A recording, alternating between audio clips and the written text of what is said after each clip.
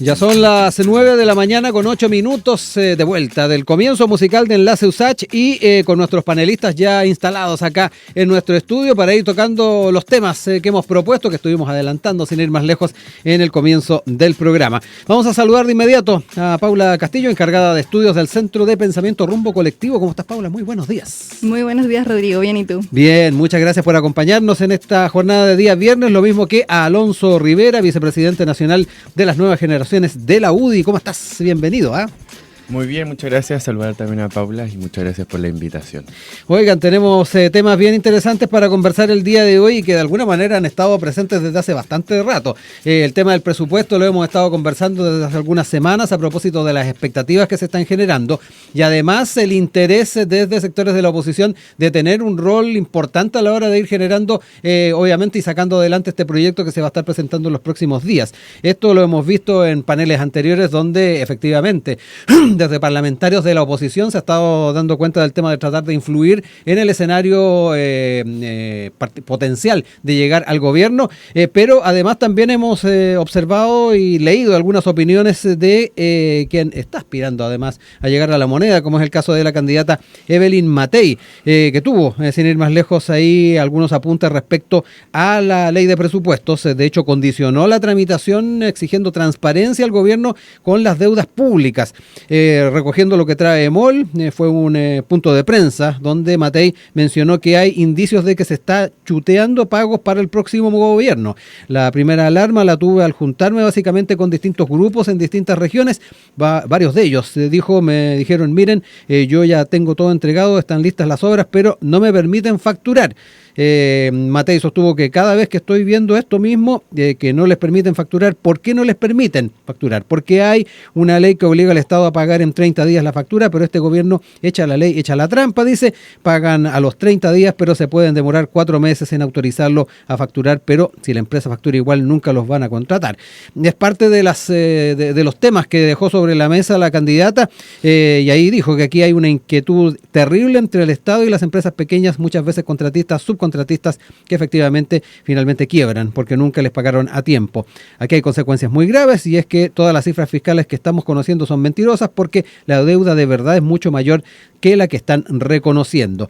Esto viene a acompañar entonces el proceso, estamos a la expectativa de la presentación del proyecto, pero ya hay varias cosas que de seguro van a estar marcando la discusión de aquí en adelante. Paula, parto contigo para que me cuentes un poquito cómo has estado también siguiendo este tema. Sabemos de que se está elaborando, se ha visto algunos adelantos, la oposición, como lo mencionabas, también pretenden influir dentro de lo que se vaya a estar decidiendo, pero me quedo contigo para que me cuentes un poquito tu apreciación. Creo que la discusión del presupuesto es una conversación que requiere también de tener varias aristas a la vista. Requiere de amplios conocimientos técnicos, no solamente por parte de quienes la presentan, sino que también de quienes la van a discutir. Requiere también de la experiencia, muchas veces, en armar presupuestos, en la administración del Estado, también en ver cómo funciona y cómo se ejecuta el gasto fiscal, pero también requiere una habilidad muy importante en política y en particular en esta materia, que es la capacidad de dialogar y de buscar también un acuerdo con la ley de presupuesto. En ese sentido, parte de que también sea una ley que tenga que ser aprobada, que tenga incluso hasta un momento constitucionalmente elegido para tener esa discusión, no solamente es una especie de pesos y contrapesos entre el Ejecutivo y el Legislativo, también busca que sea un acuerdo, que haya una conversación entre las distintas fuerzas políticas. Y creo que dichos como los de la candidata Matei en esta conferencia de prensa cierran la puerta. O sea, es una discusión que todavía ni siquiera empieza, queda más de un mes. Todavía hay mucho tiempo y espacio para negociaciones, para poner los puntos de qué cosas, por ejemplo, puede importarle más a un sector político que se prioricen en el presupuesto y cuáles son las que espera priorizar el gobierno, o también cuáles son las expectativas frente a un futuro gobierno que todavía no hay ninguna luz cuál podría llegar a ser. Pero eso no implica que de una candidata presidencial que habla y que ha dicho varias veces que lo que necesita Chile es el diálogo, que entonces ella cierre todas las puertas, siendo que además ella tiene un conflicto de intereses no menor. O sea, ella quiere ser candidata a la presidencia y gobernar con ese futuro presupuesto. Entonces, si sus preocupaciones son tales, esperaría que las pueda expresar en las instancias correspondientes y no en una conferencia de prensa que culmina diciendo que Chile es un país cada vez más bananero. Voy contigo, Alonso. Cuéntame un poquito cómo también sigues esta discusión. No sé también si qué te parece esta cierta de inconsecuencia que podría tener la candidata a la hora de hablar de diálogos, de consensos y efectivamente plantear estos elementos en torno a lo que está pasando con el presupuesto. Y lo otro importante, yo hablaba del rol que van a estar asumiendo los parlamentarios. La candidata señalaba que estuvo conversando con parlamentarios que van a estar en la ley de presupuestos, va a seguir conversando porque dice que tiene la impresión de que ellos van a tener que pedirle ayuda a la Contraloría General de la República, porque cuando no se les permite facturar ni siquiera se sabe cuáles son las deudas que existen. Es parte también a propósito del rol que van a estar teniendo las y los parlamentarios de Chile Vamos, pero me quedo contigo también para que me cuentes. Bueno, en primer lugar, me gustaría quizás recalcar algo que tú mencionaste al inicio respecto a las cifras o el por qué, ¿no es cierto?, Evelyn Matei dice esta declaración.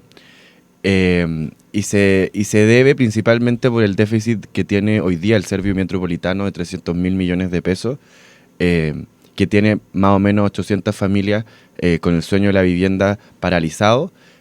Sabemos que la vivienda no ha sido uno de los principales ejes del gobierno del presidente Boric, que ha sido bastante débil en Valparaíso y también aquí, ¿no es cierto?, en Santiago, en la reconstrucción, etcétera.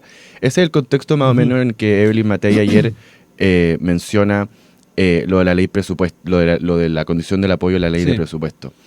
Pero yo no veo una contradicción entre que nuestra candidata Evelyn Matei sea, a nuestro juicio, la candidata más políticamente amplia, políticamente transversal, que permita, ¿no es cierto?, llegar a acuerdos, etcétera, con lo que señaló ayer respecto a la ley de presupuesto, porque dicho en buen chileno, cuentas claras conservan la amistad. Yo creo que este gobierno no ha tenido las cuentas claras.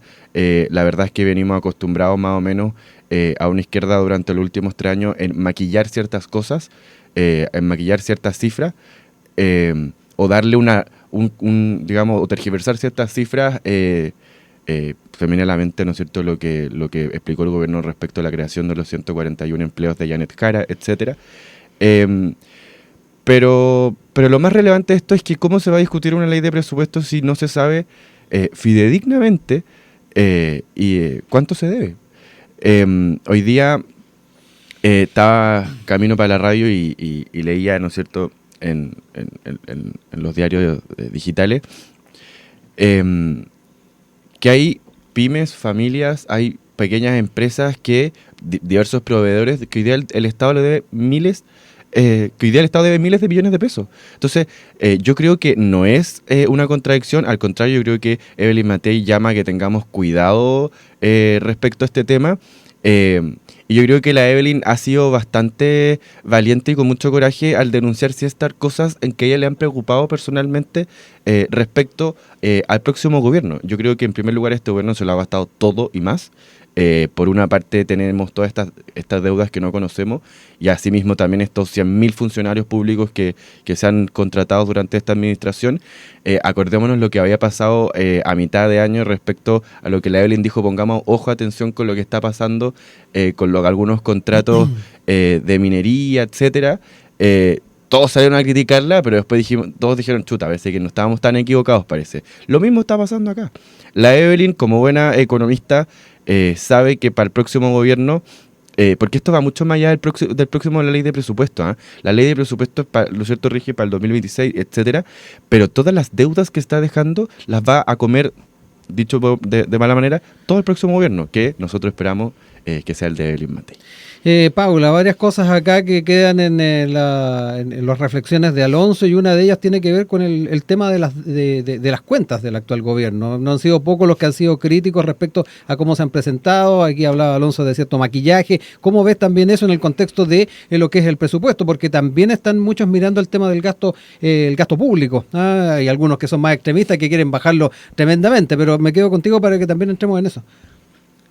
El gasto público es un tema tremendamente importante y creo que también fortalece una democracia que los distintos sectores políticos puedan proponer distintas alternativas de cómo se tiene que dividir, de dónde reforzar con mayores recursos. Y creo que eso también es a lo que deberíamos aspirar también en un gobierno que quiere, y en un Estado finalmente que quiere ser cada vez más fuerte y acercarse más hacia el desarrollo.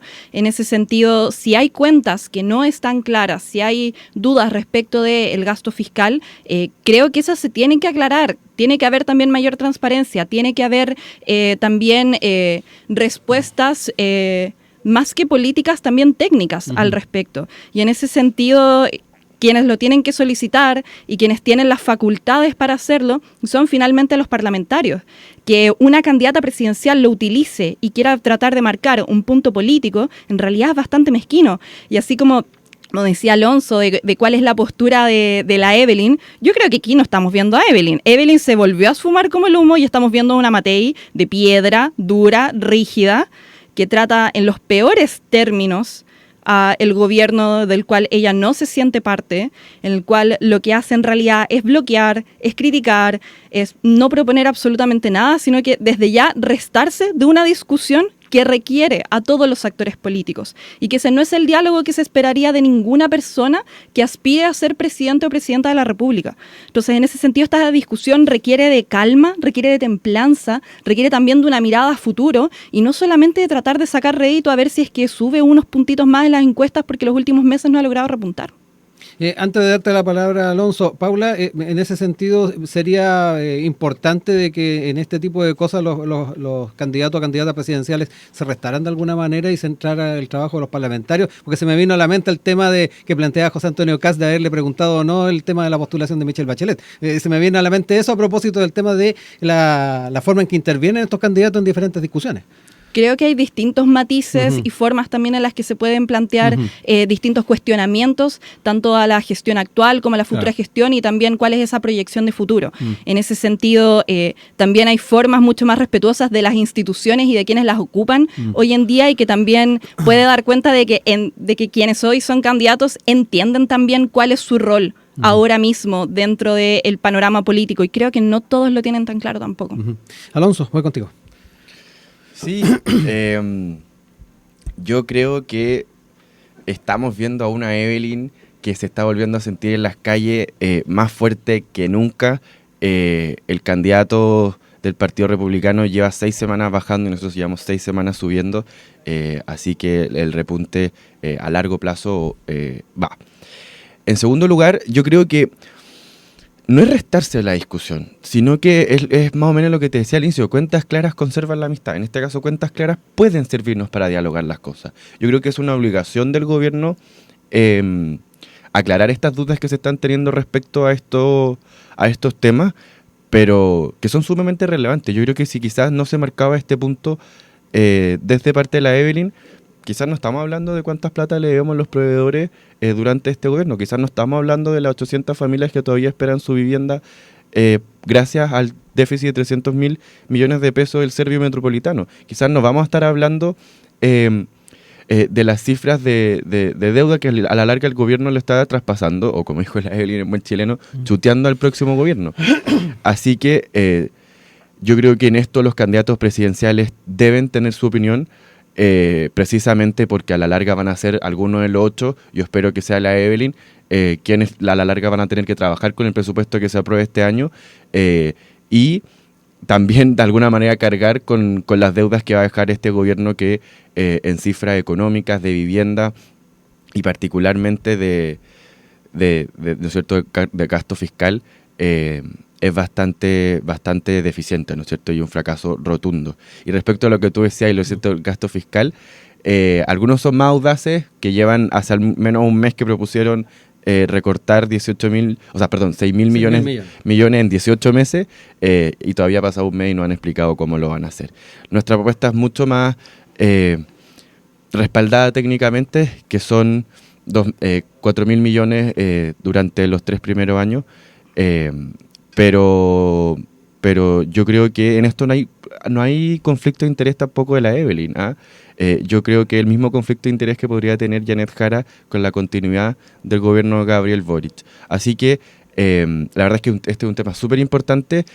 Tengo entendido que el próximo martes es cuando se presenta toda esta discusión que es bastante larga en el Parlamento. Así que yo espero que los parlamentarios estén a la altura de resolver este tipo de dudas.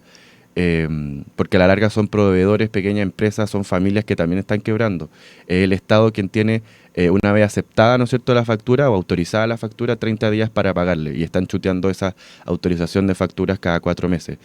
Ya estamos a septiembre, el gobierno termina en marzo y es preocupante que asumamos un gobierno el próximo 11 de marzo con muchas deudas a muchos proveedores. Paula, te dejo la palabra ahí también para hacer los contrapuntos. Creo que si es que se está en peligro también la economía de familias, de emprendedores, de trabajadores, requiere con más razón de mucha responsabilidad y mucha templanza para hablar de este tema y no utilizarlo como una moneda de cambio, ni tampoco terminar poniendo un arma sobre la mesa de que si el presupuesto no es lo que ella espera, entonces no lo va a aprobar y ella va a dar la orden para que todos los parlamentarios de Chile Vamos no lo aprueben. En ese sentido, insisto, ese no es el espíritu que se esperaría de alguien que aspira a la presidencia. Y nuevamente, Matei se muestra como esta mujer rígida, que no está dispuesta a dialogar, que no está dispuesta a escuchar a nadie más y que si es que espera una respuesta que sea en los términos que ella quiere y si no, jamás va a ser suficiente. En ese sentido, es un tema lo suficientemente importante como para que no se utilice para marcar puntos políticos, sino que se tenga también una discusión seria, razonable, y que esa discusión no se tiene en puntos de prensa con descalificativos. Se tiene más bien en las instancias que legalmente están contempladas, se tiene también en conversaciones, y en ese sentido creo que por supuesto que los presidentes o los candidatos a presidentes tienen que tener una opinión respecto del presupuesto, pero también tiene que ser respetuosa de la institución, también tiene que ser con mirada de alturas. Tanto que Matei criticó respecto de cómo ella creía que se había evaluado el gobierno de Sebastián Piñera y ella está haciendo algo muchísimo peor con el actual gobierno. Entonces creo que ahí también es importante mantener la coherencia en los discursos y nuevamente ya dejamos Evelyn atrás, volvemos a ver Matei y quién sabe a quién nos vamos a encontrar el próximo martes cuando inicie la discusión. Alonso, quedémonos también, y quiero insistir en el elemento que planteaba Paula de la forma en que se expresan, pero además en los canales en que se desarrollan este tipo de discusiones. ¿Cómo ves también nuevamente ese argumento? A ver, en primer lugar, yo creo que no es la ley que espera la Evelyn, es la ley que esperan los chilenos, es la ley que están esperando los proveedores, es la ley que están esperando las pymes, las pequeñas empresas que de alguna manera aportan al Estado a la construcción de vivienda, ¿no es cierto?, a tener insumos, etcétera. Así que no es la ley que espera la Evelyn. Y esto no se trata de que la Evelyn va a llamar a los parlamentarios a bloquear todo. No, se trata de hacer bien la pega. Se trata de que el gobierno de alguna vez por todas demuestre que hace lo correcto. Y lo correcto es transparentar todas las deudas, es aprobar una ley de presupuesto responsable fiscalmente y lo segundo es levantar un poco el estándar en estos temas también. Vamos a recibir, yo creo que un estado fiscal bastante preocupante y deficiente, pero respecto a lo que tú me decías del tono, sí, y un poco lo último que dijo Paula en comparación a lo que habríamos dicho Evelyn Matei respecto al gobierno de Sebastián Piñera y cómo está haciendo ahora, la verdad es que yo por lo menos no compararía el estallido social que hubo durante octubre de 2019 con solamente decir que tengamos cuidado con la ley de presupuesto respecto a las deudas que vamos a tener. O también, por ejemplo, haber rechazado las leyes de seguridad, el robo de madera, las leyes la primera ley de Naín, antes de que sea Naín de Retamal, la ley que prohibía, ¿no es cierto?, ciertas cosas que habían ocurrido durante el estallido social, esas cosas que hoy día los chilenos tanto nos dicen, pucha que no hubiese cambiado la vida si es que esas leyes se hubiesen aprobado, que terminaron ahora aprobándose cuando la oposición del 2019 llegó al gobierno. Así que yo creo que en el tono Correcto, porque en esto hay que ser de una sola línea. O sea, estamos cuidando los pesos de los chilenos que pagan con mucho esfuerzo todos los meses en sus impuestos. No es la plata, no es la plata, digamos, la caja de resonancia o la caja chica del Frente Amplio, es la plata de todos los chilenos. Así que en ese sentido yo creo que el tono no es comparable respecto a lo que pasó con el gobierno de Sebastián Piñera, ni menos con las acusaciones constitucionales al presidente, a los ministros por querer volver a clase, las causas judiciales que siguen dando vueltas por la pandemia, etcétera, respecto a que una candidata que estoy convencido que tiene grandes posibilidades de ser la próxima presidenta de Chile, dice, ojo, tengan cuidado, son pesos que hay que cuidar, son 800 familias en la región metropolitana que no tienen su casa, son 300.000 millones de déficit. ¿Dónde está el déficit hoy día en el estado fiscal de Chile? Esa es la pregunta, y eso es el tono que me parece correcto a emplear cuando son recursos fiscales y no plata de un partido político. Les dejo tiempo para cerrar ideas, Paula. Creo que y espero que la discusión que comience el próximo martes también sea con la altura de miras de entender de que ese presupuesto es el que va a permitir financiar muchísimos programas sociales, el que va a permitir dar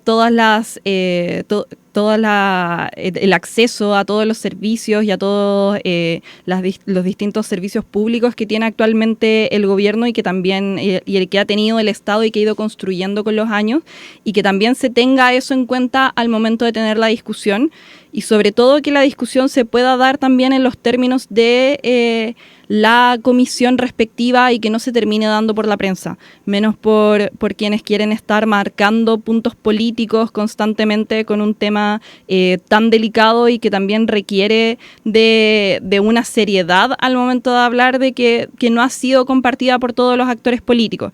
En ese sentido, creo que también es una conversación que por supuesto también se ve atravesada por las elecciones. En ese sentido, de hecho, ha habido una propuesta en el cambio incluso de los distintos ítems del presupuesto que hizo la comisión de análisis, que lo sacó hace tan solo unas semanas, y que también es algo que es importante que se pueda mirar y que también se pueda ir dejando de lado ocupar puntos de prensa para descalificar otras administraciones en base y hablar de, insisto, yo creo que es muy doloroso, sobre todo saliendo de las fiestas patrias, que se califica a Chile como un país cada vez más bananero. No calificaría a Chile como un país bananero, y creo que quien lo califica sí es porque en realidad no tiene mucho cariño por el país.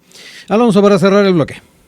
Sí, solamente mencionar que será volviendo el 18, será en la fecha que así muy bien Paula lo decía, lo establece la discusión constitucionalmente, pero esta discusión estoy muy de acuerdo que tiene que ser muy técnica, ojalá que no se ve por la prensa, pero insisto, es recurso de todos los chilenos lo que estamos hablando, no es recurso del partido de turno o el gobierno de turno. Sea Evelyn Matei, sea Janet Jara, sea José Antonio, les va a tocar recibir una aposta económica y fiscal muy negativa. Entonces, yo, la verdad, personalmente, y en esto me desmarco un poco del rol de las nuevas generaciones de la UDI, yo creo que esta es una instancia más por la que la izquierda quiere mantenerse en el poder, que es, de alguna manera, seguir tapando y maquillando las cifras económicas y fiscales que tenemos realmente en Chile. Hemos visto de todo durante esta campaña de la izquierda para seguir manteniéndose en el poder, y es cosa de comparar Janet Jara digamos, de junio ahora, pero la verdad es que en esto yo creo que hay que ser súper cauteloso con los recursos públicos. Y yo insisto, no es cualquier tema.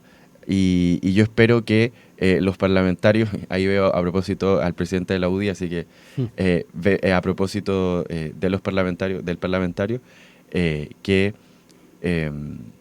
se tome con seriedad este tema. Yo la verdad es que creo que Evelyn Matei en esto toca una fibra sensible, pero es pensando en los chilenos, es pensando en las pymes. Imagínate ser pyme, facturar a 30 días, que no te acepten la factura, que te la autoricen 4 meses después, se endeudan ellos, se endeuda el próximo gobierno. En verdad es un cacho, y yo creo que es principalmente por la inexperiencia que ha tenido este gobierno, por la ineficiencia que ha tenido este gobierno, y por precisamente por lo que te menciono, que yo creo que es seguir manteniéndose en el poder para tapar ciertas cosas que la Contraloría, como dijo Evelyn Matei, podía poner ojo, o en su caso los tribunales de justicia.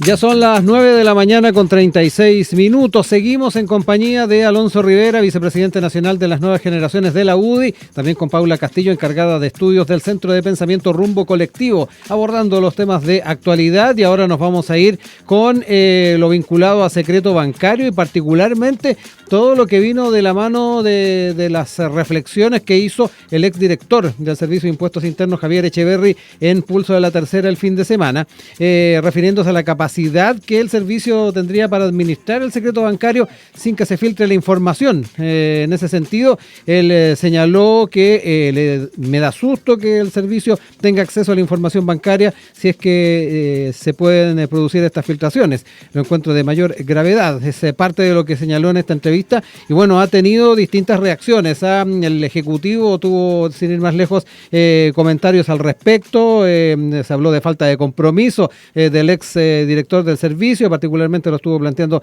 la vocera de gobierno, pero también la Tercera recogió el día de ayer las opiniones de otro ex director del servicio, en este caso Michel Llorrat, quien criticó estos dichos y dijo no compartir estas declaraciones, ya que a su juicio el servicio está totalmente capacitado para acceder al secreto bancario sin el riesgo de que se filtre la información. Los sistemas informáticos del servicio garantizan la seguridad y reserva de la información de los contribuyentes y en general los funcionarios acceden solo a la información que requieren para cumplir sus funciones. Además, todos los sistemas tienen trazabilidad, lo que significa que siempre se puede saber a qué información accedió cada funcionario. Es parte de los argumentos que a su vez se entregan por este exdirector del Servicio de Impuestos Internos y que viene a incorporar otro elemento más a la discusión que ya llevamos bastantes semanas llevando adelante en torno al secreto bancario, que ha estado incluso presente en las discusiones a nivel de debates presidenciales y que además toma un tenor importante a la hora de pensar en el ámbito legislativo y el proyecto que se está sacando adelante. Quiero entrar en esto de inmediato. Alonso, parto contigo en esta oportunidad. En distintos paneles, de hecho, hemos hablado de secreto bancario. Yo creo que tanto con Paula como contigo, Alonso, hemos tocado este tema en más de una oportunidad, pero están estos factores que quedaron sobre la mesa a propósito de las declaraciones de Echeverri. Mira, en primer lugar, este tema se ha tomado un poco la agenda, ¿no es cierto?, de este gobierno, principalmente en los últimos 2 años, por los proyectos de ley que se han discutido tanto entregarle más atribuciones a la Fiscalía para ¿no es cierto?, levantar el secreto bancario sin trámite, sin resolución judicial, ¿no es cierto? Lo mismo para una unidad de análisis económico que era mucho más invasiva, ¿no es cierto? Y que un ex director del Servicio de Impuestos Internos diga que vio... A ver, me pasan 2 cosas. Primero, que hayan funcionarios públicos que hayan revisado datos de contribuyentes, como lo menciona Javier Echeverri, y que ni tanto él como el servicio hayan hecho algo. Y segundo, la crítica que hace el otro ex director del Servicio de Impuestos Internos, que fue sacado por la expresidenta Michelle Bachelet cuando el financiamiento de la política le empezó a pegar a la derecha, todos contentos. Pero cuando vimos que quizás habían temas personeros de la concertación, la presidenta Michelle Bachelet decide sacar al director Michel Llorrat, lo saca y pone otro que nunca más investigó, digamos. Así que, mira, el tema del levantamiento secreto bancario, yo creo que en esto hay que ser muy claros. Hoy día se puede levantar el secreto bancario mediante autorización judicial cada vez que los antecedentes así lo requieran, cada vez que en su mérito la profundidad de la investigación que ha hecho la Fiscalía así también lo ameriten, principalmente para bandas o crimen organizado, para seguir, ¿no es cierto?, la ruta del dinero. Pero a mí, por lo menos, no me parece tener un levantamiento del secreto bancario al burócrata de turno en el Servicio de Impuestos Internos o cualquier creación burocrática que se crea al respecto, mediante la sola voluntad del servicio del Estado, digamos. Así que es bastante complicado esto, porque la verdad es que el Estado no tiene por qué meterse en todos los asuntos de cuentas bancarias, ¿no es cierto?, de gastos que tengan las personas naturales, jurídicas, en su vida cotidiana. Así que si es que hay alguna sospecha, algún delito, hoy día se puede pedir levantamiento secreto bancario de manera que corresponda, ¿no es cierto?, mediante resolución judicial o autorización judicial, pero también es un debate que es más o menos hipócrita, y con esto cierro, porque vimos durante toda la primera mitad del año a toda la izquierda criticándonos por no haber apoyado el levantamiento del secreto bancario así sin más, pero cuando le tocó a Carol Cariola, ahí no había levantamiento del secreto bancario, por más voluntaria que haya sido, ¿no es cierto? Entonces, la verdad es que es una discusión que gracias a lo que nosotros proponíamos, Carol Cariola no tuvo que levantar su secreto bancario por la pura voluntad de quien se le investigaba, digamos. Así que no solamente para proteger a gente de derecha, sino que para proteger a la ciudadanía de la arbitrariedad del Estado. Paula, ¿cómo has visto también el tenor de este debate? De alguna manera estas opiniones del exdirector Echeverry fueron dándole un impulso extra a lo que ya estaba presente en el debate, y particularmente volver a traer los argumentos, ¿sabes? Ahí planteaba algunos Alonso que han estado también de la mano de funcionarios y personeros de la oposición. ¿Cómo lo ves tú? Veo al exdirector Echeverry bastante molesto, la verdad. Lleva varias semanas con estas suertes de vocería, tratando de supuestamente dar una especie de luz sobre un servicio que al parecer estaba en la sombra, siendo que él era el mismo que lo había dirigido y que lo dirigió durante 12 años. Entiendo su molestia. Creo que cualquier persona que fuera director del Servicio de Impuestos Internos y lo pillaran sin pagar las contribuciones estaría molesto. Esperaría que más avergonzado que molesto, pero parece que ha optado por otra salida. Y verlo continuamente con estas vocerías, con estas entrevistas, donde da cuenta de que al parecer habrían conductas delictuales por parte de otros funcionarios de los que estaban bajo su subordinación, creo que es algo bastante grave. Y si él tenía esos antecedentes, entonces tenía un deber funcionario de haberlo denunciado, de haber iniciado un sumario administrativo, de haberlo incluso denunciado a fiscalía, dependiendo del cariz de esas conductas. Y resulta bien curioso que si él según sus versiones, ya había visto esto desde hace tiempo, ¿por qué solamente le parece preocupante una vez que él sale con la cola entre las piernas de dirigir el servicio? Y en ese sentido, otra de las autoridades que también salieron comentando los dichos del exdirector Echeverry fue precisamente el subdirector jurídico, que dijo que le extrañaba bastante, porque hace muy poco tiempo, de hecho hasta el año pasado, Echeverry había destacado los sistemas informáticos del servicio. Y de hecho también habla sobre los sumarios administrativos o las investigaciones que habían iniciado a propósito de eventuales accesos indebidos, y dice que en los últimos 8 años en promedio solo había habido una. Y de hecho detalla toda la serie de mecanismos de control interno, de trazabilidad, de cómo también se despliega la información para los funcionarios. Estamos hablando de un servicio público donde más del 90% de los funcionarios son de carrera. Es decir, no son elegidos a dedo, a diferencia a lo mejor de otros espacios donde hay una mayor cantidad de funcionarios que son más bien de exclusiva confianza. Sí. De hecho, muy pocos de los cargos son esos, como por ejemplo el del director jurídico, el del director del servicio, a diferencia de los demás. Entonces, creo que aquí más bien pareciera haber una suerte revanchista de quien espero que, no se le vaya a ocurrir después ser un asesor económico de alguna de las candidaturas de derecha, porque la verdad no se explica por qué algo que según él sería tan grave y que podría constituir un delito le molesta ahora. Paula, antes de darle la palabra a Alonso, de alguna manera estas opiniones entregaron algún tipo de elementos o herramientas a la oposición para seguir, obviamente, incorporando en el debate en torno al secreto bancario. Lo dejaba entrever ahí Alonso, sus opiniones, lo que también se observó en la oposición. ¿Cómo ves también que puede afectar estas opiniones en lo que ha sido el debate en general? Creo que el levantamiento del secreto bancario es una discusión, la verdad, bastante interesante. Tiene varias aristas. Lo que decía Alonso de que, claro, hoy en día se puede levantar el secreto bancario es una media verdad. porque para levantar el secreto bancario funciona casi igual que cualquier medida judicial intrusiva.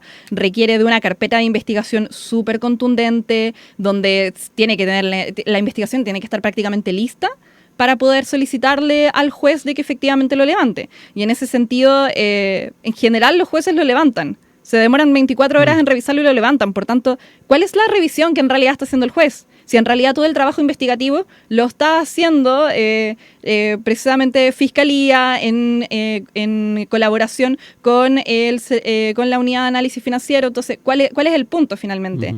De hecho, ahí Chile es el país con el estándar más bajo en cuanto a levantamiento del secreto bancario. Junto con Australia somos el único país que todavía lo tiene, de la OCDE.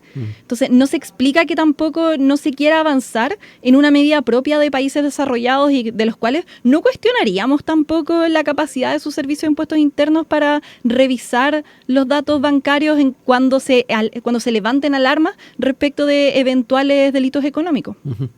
Alonso, hay varias cosas. No solamente la reflexión que hacía Paula de lo que ha estado siendo estas apariciones en prensa de Javier Echeverry, sino que además también la mirada en torno a lo que es el secreto bancario en el contexto internacional y efectivamente en la práctica cómo funciona. Sí, la verdad es que yo creo que comparto que la discusión del levantamiento del secreto bancario es bastante entretenida o apasionante porque requiere mucha arista, tiene también principios generales, etcétera. Pero yo creo que podemos quizás avanzar a agilizar quizás la tramitación de el levantamiento del secreto bancario, pero creo que todavía no están. Mira, yo personalmente creo que no tenemos el Parlamento para discutirlo. Yeah. Creo que no han estado algunos parlamentarios a la altura de la discusión y principalmente con los ejemplos que saltan a la vista, como el que te mencioné, sí, de Carol Cariola.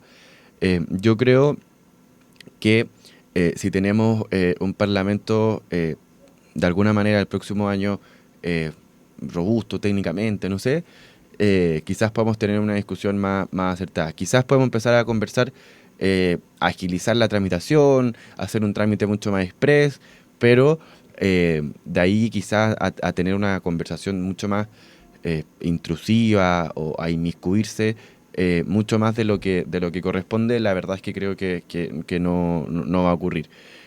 Principalmente, más allá de los ejemplos internacionales, ¿no es cierto?, que puedan ocurrir, principalmente por las crisis de confianza que están ocurriendo hoy día con las instituciones, con la confianza ciudadana, que lamentablemente hemos heredado de este gobierno.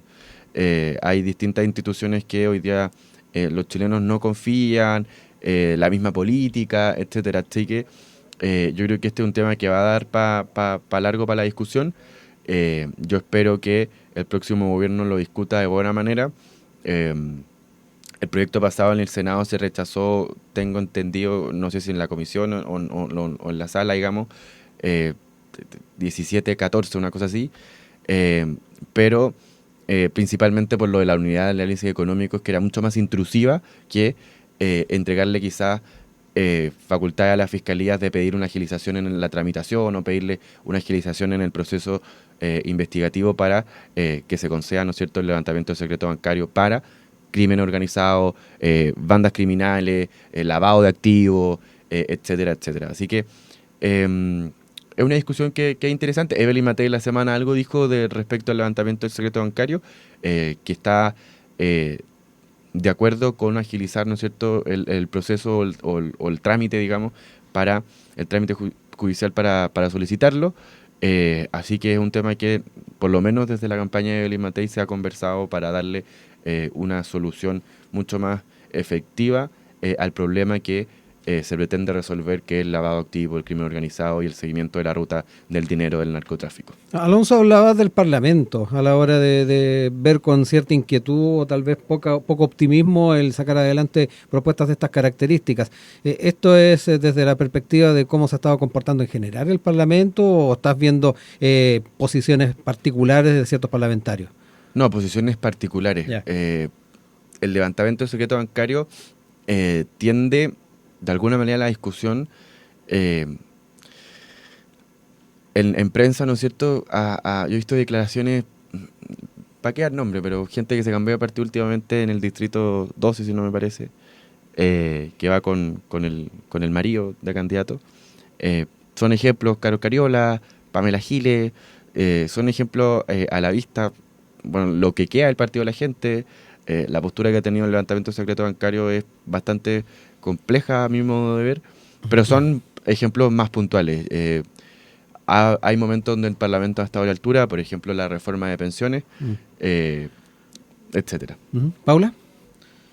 Y yo sé que con Alonso somos jóvenes, pero si hablamos de una crisis de institucionalidad, no partió hace 3 años ni medio, sino que en realidad es un fenómeno que se ha estado estudiando hace al menos una década. Entonces creo que también es importante como tener eso como contexto a la hora de tener este tipo de conversaciones. En específico respecto del secreto bancario, creo que sí, y a propósito también de lo que mencionaba, sí, aquí también lo que se busca es tener una discusión que no vaya a seguir horadando la confianza en las instituciones. Precisamente tiene que entonces dársele las atribuciones necesarias para la persecución y la prevención de los delitos económicos relacionados con el crimen organizado que hoy en día tanto le está doliendo a la ciudadanía en Chile. De hecho, también lo hemos hablado en otros programas, de que a pesar de que Chile es el país en Latinoamérica en el que menos delitos graves se están cometiendo por cantidad de población, sí somos uno de los países en donde más nos sentimos afectados por eso, y en donde también hay un grado de victimización súper grande. Entonces, si la ciudadanía también está clamando porque hayan una mayor persecución del delito, que sea mucho más expedita, que sea más eficiente, entonces también pongamos sobre la mesa cuáles son las herramientas que han, por ejemplo, utilizado otros países para combatir este mismo tipo de delitos. Y por eso también ponía sobre la mesa por qué solamente Chile todavía tenemos el secreto bancario como tal y que solamente se puede levantar vía una resolución judicial, siendo que en muchos otros países no se tiene y no hay problemas respecto de filtración de información. Creo que la discusión debería estar en cuáles son los mecanismos que vamos a añadir a los que ya existen para resguardar también la privacidad de las personas y, por supuesto, también la ética y la imparcialidad de los funcionarios, más que cerrarse a una medida que internacionalmente ha mostrado de que es eficiente. Y que en ese sentido creo, y no veo por qué en general las instituciones no podrían discutirlo. ¿Por qué tenemos que esperar a otro parlamento para un problema que está quejando hoy? O sea, hace muy pocas semanas se logró desarticular el brazo armado del Tren de Aragua y eso también fue gracias a distintos tipos de medidas de inteligencia, de investigación, que hoy en día son muy lentas. Si lo que se quiere es agilizar el trámite judicial, recién yo lo decía, no se demora el trámite judicial propiamente tal, son 24 horas, 2 días máximo que el juez se demora en revisar esos antecedentes. El punto está en todo el trabajo investigativo previo que tiene que hacer la Fiscalía. Fiscalía que está, por supuesto, sobrepasada si cada vez estamos procesando a más personas y cada vez hay casos más largos. Entonces también tiene mucho más sentido que si existe una unidad técnica, que de hecho la tecnocracia es algo que le encanta a la derecha. Existe una unidad técnica altamente profesionalizada y especializada para hacer este tipo de análisis. ¿Por qué no entonces entregarles a ellos la facultad y poder agilizar todo esto para que finalmente la ciudadanía vea que hay una medida súper concreta, específica, que va a ayudar a desarticular al narco que tiene atrás en la casa? Entonces, ¿por qué no abrirse a esa discusión? ¿Por qué no tenerla ahora? ¿Por qué descalificar a quienes también fueron electos popularmente solo porque no son de la misma tendencia política? Si esta es una discusión que requiere tenerse ahora y por algo también ya se está teniendo, ¿para qué esperar 6 meses más si es algo que se puede debatir ahora? Nos quedan pocos minutos, les dejo tiempo para cerrar ideas brevemente, Alonso. Sí, voy a cerrar primero agradeciendo la invitación como siempre. Para mí y para la nueva generación en la UDI es un gusto venir a esta radio. Hablando de que yo creo que si se confirma lo que decía Evelyn Matei respecto al primer tema, entonces sí, yo creo que estamos en una situación preocupante. Si además se confirma lo que dijo Javier Echeverry en el segundo tema, estamos en una situación aún más preocupante. La verdad es que estos temas que hoy día hablamos generalmente de temas, digamos, de dinero, de recursos, pero a nosotros desde hace semanas, la semana pasada que partió la campaña, me gustaría cerrar con que en las calles ya se está viendo un optimismo con el futuro por el cambio de gobierno. Hemos visto una nueva frescura en la campaña de Evelyn Matei, mucho más reforzada. La propia Evelyn nos dice, oye, un par de meses que iba a los aeropuertos, iba a las ciudades, no me paraban tantas fotos. Y ahora ya, me dijo, no sé, la están volviendo a parar, casi semana, casi hora y media la última vez que tuvo gira ante la campaña. Hoy día va a Valdivia a un debate con José Antonio, Johannes Kaiser y creo que Franco Parisi. Para variar, la candidata del Partido Comunista se resta de las instancias de discusión. Parece que no les gustan mucho los debates, no le bate muy bien. Así que eso, estoy convencido con el futuro de Chile. Ojalá poder conversar levantamiento secreto bancario en el próximo Parlamento y no por una cuestión de política. No estoy tan metido en el tecnicismo legislativo, pero no sé si se puede volver a presentar o se puede volver a discutir con tanta prontitud, digamos. Tiene que pasar tiempo, volver a presentarlo, etcétera, etcétera, etcétera. Así que nada. Por Evelyn Matei estamos más confiados que nunca, al menos ya no tengo que decir que se baja porque ya está más que inscrita, así que por el futuro de Chile, Chile grande y unido. Paula, también para cerrar el panel. Creo que en esta época y mientras más nos estemos acercando a las elecciones, los temas se van a ir entrecruzando más con las declaraciones de los candidatos y las candidatas, de las elecciones tanto presidenciales como también las parlamentarias, que dan harto que hablar. Pero creo que eso tampoco tiene que confundirnos en cuál es el foco que tienen que tener esas discusiones.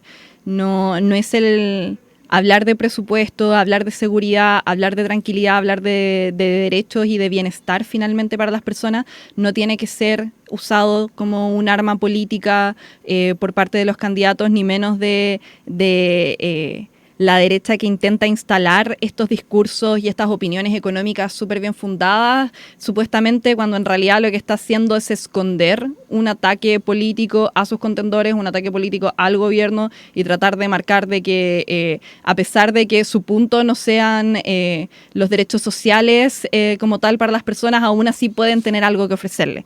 En ese sentido, creo que son discusiones que también tenemos que ir teniendo la capacidad de poder dilucidar cuáles son las variables y no estarlas confundiendo respecto de qué es una opinión y qué es también la evidencia y lo que nos ha mostrado los hechos. Por algo también vengo en representación de un centro político como tal, un centro de pensamiento, y no de un partido político en ese sentido.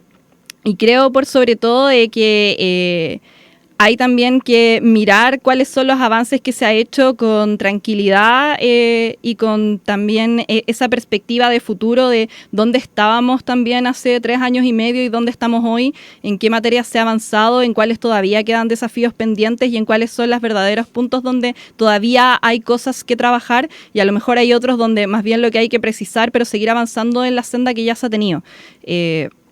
Creo que también es importante poder tener este debate entre distintos actores y entre distintos espacios, pero también con esa tranquilidad y no tratando de marcar puntos políticos ni para sus propias candidaturas, ni quienes quedan dolidos por haber salido por la puerta chica. Quiero agradecerle a Paula Castillo, Alonso Rivera, quienes han estado este día viernes con nosotros en nuestro panel. Que tengan buen fin de semana y nos estamos reencontrando pronto en más paneles. Un abrazo. Muchas gracias. Muchas gracias, que estén bien.